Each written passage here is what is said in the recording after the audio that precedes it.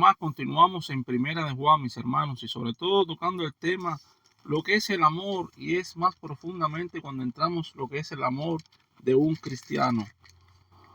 Uno nacido nuevo en Cristo, unos hijos de Dios, aquel que ha reconocido a Jesucristo como su único Salvador y se ha arrepentido de todos sus pecados, el cual ha sido salvo por la gracia y misericordia del Señor. Ese amor que cada uno como cristiano debemos expresar, mis hermanos. Y vemos en este versículo, en Primera de Juan, capítulo 3, versículo 11, como mismo Juan lo dice a mediados de este versículo, porque este es el amor, porque este es el mensaje que vio oído desde el principio, mis hermanos, y se refiere directamente a estas dos palabras, desde el principio. Desde el principio de la proclamación del Evangelio, el amor ha sido un tema central del cristianismo.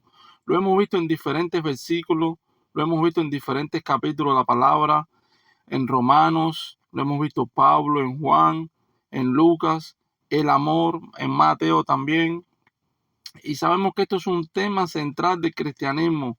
¿Para qué? Para indicar sobre todo que los falsos maestros se proponían impedir lo que Dios había proclamado a través de sus apóstoles. Y vemos una vez más que menciona en estas palabras, Juan nos lo dice bien claro, desde el principio. Y debemos tomar bien claro algo, mis hermanos, y es que aunque en el Evangelio de Juan se emplea una frase similar para aludir al pasado eterno, es decir, en el capítulo 1, en el versículo 1, en el principio, en el contexto de los versículos desde el 1 hasta el 4, podemos notar la misma frase alude a los comienzos de la predicación del Evangelio y al tiempo sobre todo en que los lectores, así como usted, como yo, oímos por primera vez el Evangelio acerca de Jesús, porque hubo un tiempo, hace unos años atrás, que fue cuando yo empecé a leer la palabra del Señor, cuando yo empecé a escuchar las prédicas, cuando yo empecé mi vida cristiana, y es ahí donde se le dice el principio, es decir, la frase también recalca a la estabilidad del mensaje del Evangelio, sobre todo ya en su contexto que no cambia. Recordemos que el Evangelio es el mismo hoy y siempre, como dice el Señor en otro versículo, que su palabra nunca pasará. Recordemos que si no ha sido el mismo he sido el mismo y continuará siendo el mismo siempre desde el principio, mis hermanos. Y tampoco está sujeto a cambio por la influencia de modas. Vemos muchas modas hoy en la calle, muchas modas hoy en algunas iglesias, pero nada de esto va a hacer que el Evangelio cambie. Estas cosas mundanas actuales, por el pensamiento filósofo de personas, nada va a hacer que el Evangelio pueda cambiar. La palabra del Señor va a ser la misma de hoy, la de ayer y la de mañana. Y es algo que debemos de tenerlo bien claro, sobre todo en nuestras vidas cristianas, mis hermanos. También podemos decir y podemos aludir que refiriéndose a estas palabras, cuando menciona al principio, sobre todo en la palabra del Señor, debemos saber que esta frase no se refiere al principio del tiempo, debemos dejar eso bien claro, sino al comienzo de la vida cristiana, cuando usted recibió al Señor como su Salvador, cuando usted comenzó a hacer un cambio en su vida, cuando por obras, ya después de haber sido salvo,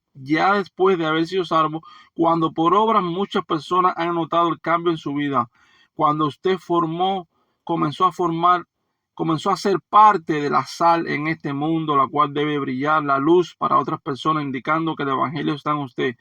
Esto formaba parte sobre todo de la instrucción ética que recibieron desde el día de su salvación cada una de las personas.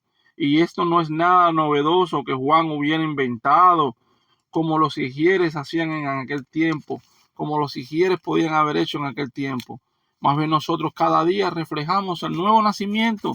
Más bien cada día nosotros debemos expresar el amor al prójimo, a nuestros familiares, a hermanos de otras congregaciones, a hermanos que están en otros estados, en otras ciudades.